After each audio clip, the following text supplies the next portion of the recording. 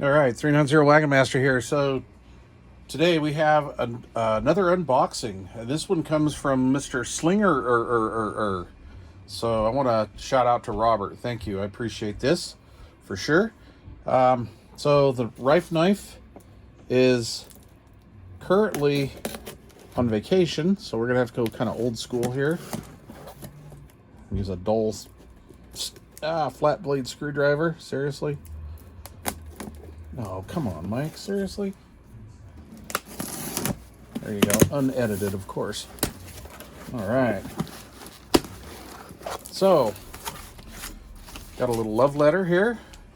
So, let's see here. What do we have? Make sure there's nothing in there. No weed. And, let's see here. He has got some cool paperwork in here. I'm not really sure if I should read this on the air or not.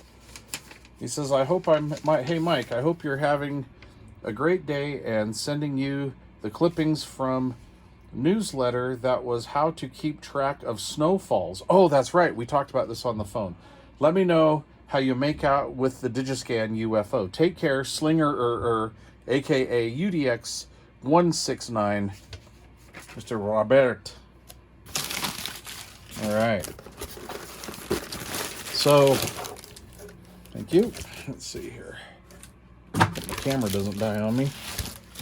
Anyway, when I was talking about the Digiscans, Robert got a hold of me and said, hey, I have one. And so he says, you can have it if you want it. And I'm like, yeah, buddy. So this is a Digiscan UFO. And this is the first ones, or I should say, gosh, these things came out in like 77, 78, something like that. And this is one of the first ones. And this, from what I'm understanding, is meant to work on a few different radios. Of course, blue tape, I love that. Man, that's the expensive stuff. Look at that. Dang. Anyway, so there's a couple different versions of these from what I'm understanding. Again, I'm just learning about these, so this is kind of new to me. This was like way cool technology back in the day. But it's not a VFO, it's a PLL synthesizer. So this basically, and I'm sure I'm going to botch this up, this basically bypasses the phase lock loop chip, and this runs it. So anyway, it turns on and off with the radio, and I forget which one goes to what, but one goes to the input side, and obviously one goes to the output side, and I know I'm botching that up, but anyway, there you go. I wanted something to put on the Cobra 2000 because my Cobra 2000 has that crystal kit in there, and I'm really super not happy with that. I don't really like the way that runs. The clarifier gets janky when you get up to like say 15 or 20 channels above 40. It starts acting really weird, and I'm not really into that. And I originally wanted to do this because my good buddy Darren, Needlebender 99, UDX 99, had one of these on his Cobra 2000 back in the day when all this stuff was new, like when a Cobra 2000 was just a new product. And same thing, you know, with the Digiscans, or, you know, relatively, you know, a year or so old, too old. And I've always liked that. And I got that first Digiscan 400. That was from Digilog Technologies. From what I'm gathering is Redco. This is Redco, Reliable Electronics Design Company. Sorry about the light. And illegal for transmitter use. This was meant for a receiver. Wink, wink, nod, nod. Anyway, so they made these through, I think, 77, 78, and maybe a little bit into 79. I'm not really sure. And then apparently this company went out of business. However, it was revamped through Digilog Technologies, which was roughly from the same area in California, and used the same, basically the exact same wiring diagram and all the pictures. And it came out as the Digiscan 400.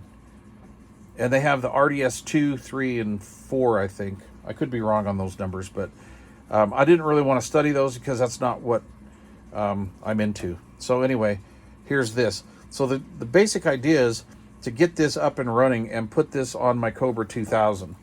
Now, I think now that I'm familiarizing myself with them now, I like the Digiscan 400 a lot, and it works really well on the Robin.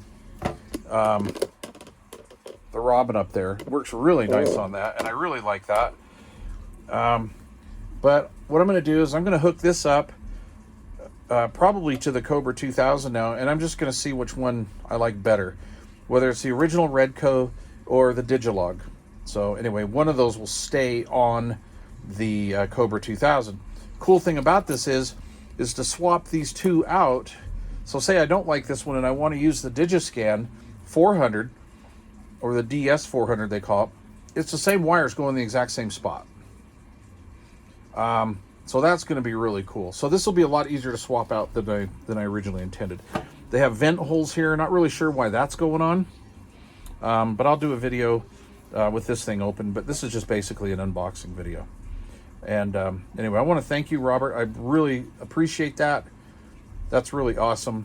And I can't wait to get started on this project. So a couple days, we'll probably do an update video. I'm assuming these vents are in here. Maybe because of that voltage regulator IC that they have in here. It's like a 7805. Well, it was in the other one anyway, so I don't know why, but we'll find out. Anyway, shout out goes to SLINGERRRR. I really super appreciate that. Thank you, Robert. You're a good man. I don't care what 3Made says. And please leave questions or comments down below. Any of you guys know any other history or any information about this? I'm always open to discussion. Please comment down below. Thanks for watching, guys.